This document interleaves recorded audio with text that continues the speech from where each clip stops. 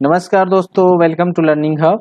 दोस्तों आज 27 जून 2018 है और आज के जिस एडिटोरियल में हम काफ़ी इंपॉर्टेंट टॉपिक्स को डिस्कस करेंगे।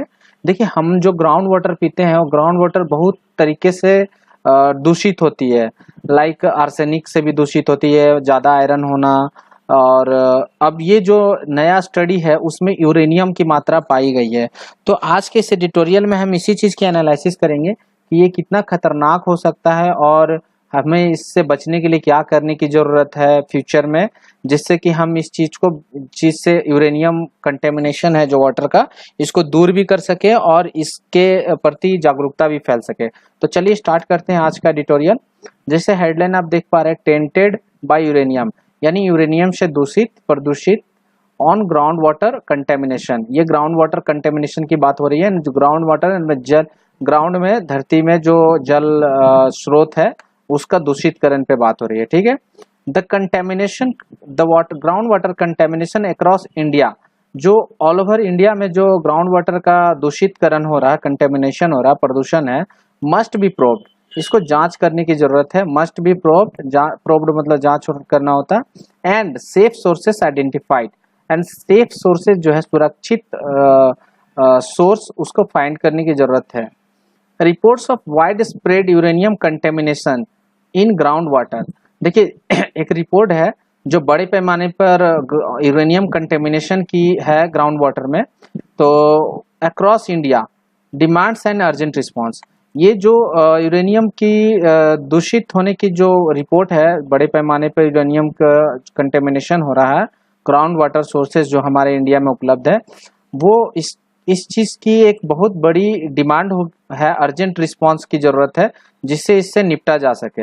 अ study published in environmental science and technology letters, देखिए एक स्टडी है जो कि पब्लिश किया गया था environmental science and technology letters में, हैज़ फाउंड, उन्होंने पाया कि ओवर 30 माइक्रोग्राम्स पर लीटर, यानी 30 माइक्रोग्राम, 1 लीटर में 30 microgram of the heavy metals in parts of the north western, southern and south eastern India, यानी जो 30 माइक्रोग्राम पर लीटर पाया गया वाटर हैवी मेटल ये क्षेत्रों में, इन क्षेत्रों में जो north western, southern and south eastern India के क्षेत्रों में पाया गया।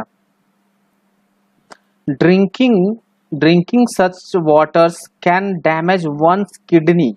देखिए इस तरह का जो पानी है, जो 30 माइक्रोग्राम पर लीटर जो पाया गया है बहुत सारे क्षेत्रों में, north western, southern and south eastern क्षेत्रों में इंडिया के, तो इस तरह का पानी पीने से क्या है, किडनी डैमेज हो सकता है। And the world health organisation prescribes 30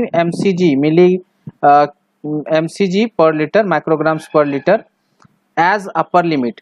देखिए जो वर्ल्ड हेल्थ ऑर्गेनाइजेशन जो है 30 mcg अपर लिमिट वो बोलती है, यानी उसका जो प्रिस्क्रिप्शन है उसमें ये मात्रा अपर लिमिट है।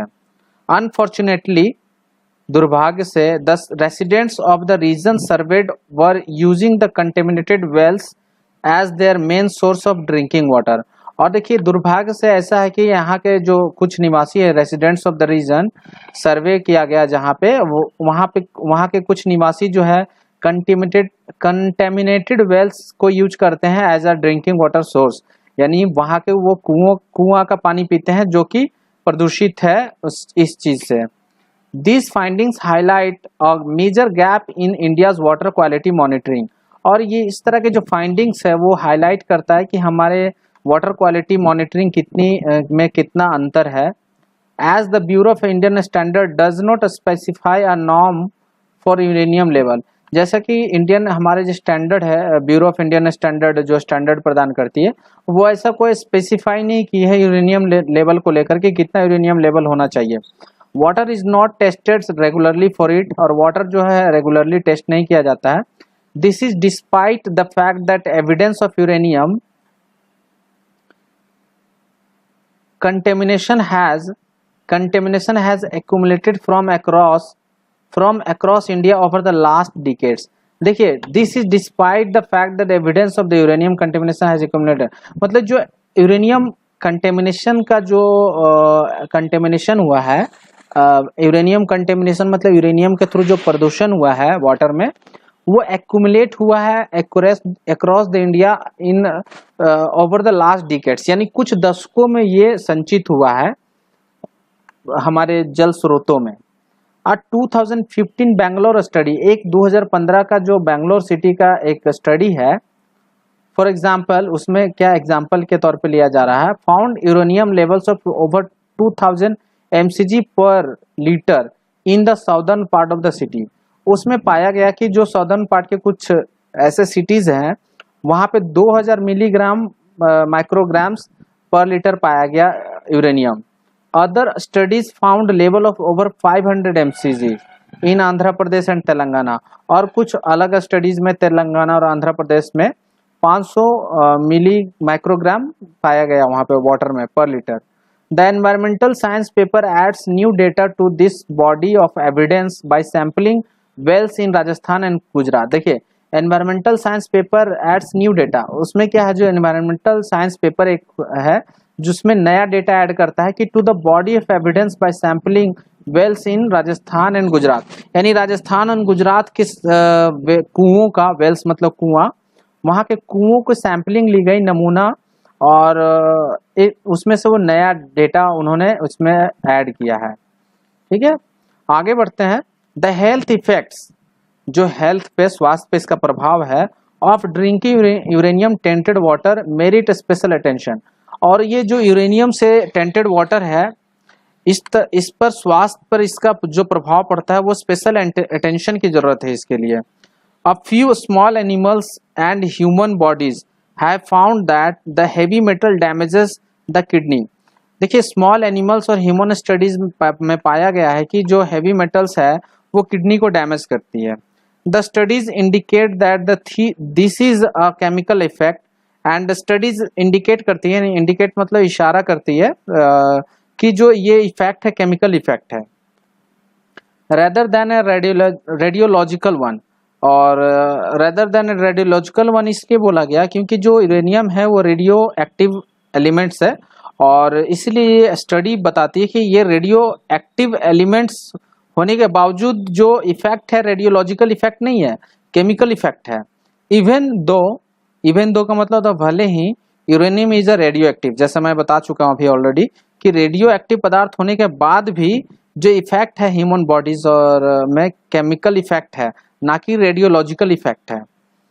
बट द क्रॉनिक इफेक्ट, देखिए क्रॉनिक का मतलब होता है कोई ऐसी चीज जो काफी लंबे समय तक रहती है, लाइक अगर मैं बोलूँ क्रोनिक डिजीज हो जाना, क्रोनिक डिजीज का मतलब होता है लंबे समय तक और बहुत ही पुरानी बीमारी।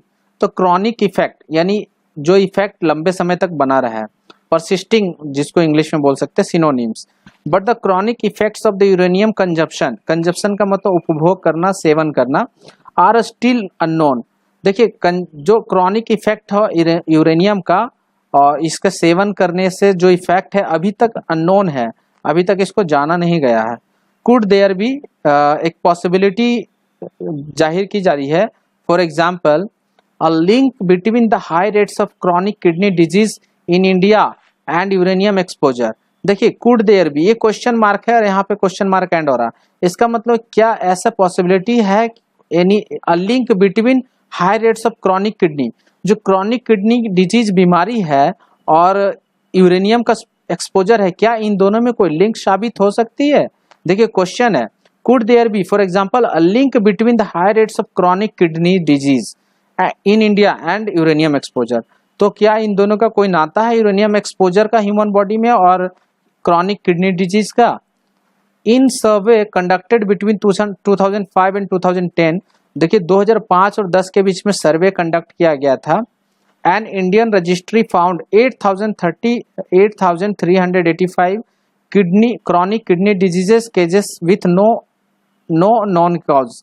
देखिए ऐसा है कि 2005 से 10 के बीच में जो स्टडी हुई, सर्वे हुई, उसमें जो किडनी की डिजीजेस थी, क्रॉनिक किडनी डिजीजेस, जिसमें से 8,385 केस फाउंड हुआ, बट उसका जो रीजन पता नहीं किया जा सका कि किस वजह से इनको किडनी डिजीज हुई है, क्रॉनिक किडनी डिजीज। ठीक है, one cluster of mystery disease isolated in Srikakulam district in Andhra Pradesh देखिए आंध्र प्रदेश का एक जगह है श्रीकाकुलम कुछ भी है, श्रीकाकुलम आंध्र प्रदेश में। वहां पे भी वो एक क्लस्टर एक ऐसा चीज होता है कि एक जगह एक पर्टिकुलर एरिया जब कंबाइन करते हैं तो क्लस्टर बोलते हैं, ठीक है। तो वहां पे भी ये डिजीज हुई जो रहस्य अभी तक आंध्र प्रदेश में।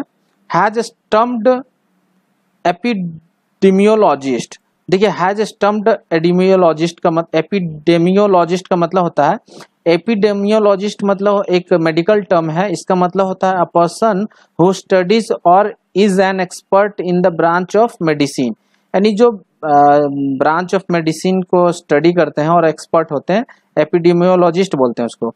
तो जो ये राज्य है हमारा आंध्र प्रदेश का राज्य, और वहाँ पे एक डिस्ट्रिक्ट है श्रीकाकुलम डिस्ट्रिक्ट, वहाँ पे ये जो बीमारी है वो रहस्यमयी बीमारी है, और ये स्टम्प्ड कर दिया। स्टम्प्ड का मतलब होता है कि चकरा देना, टू बी वेरी हार्ड, मतलब क्वेश्चन प्रॉब्लम जो है काफी डिफिकल्ट है, उसको समझना मुश्किल है।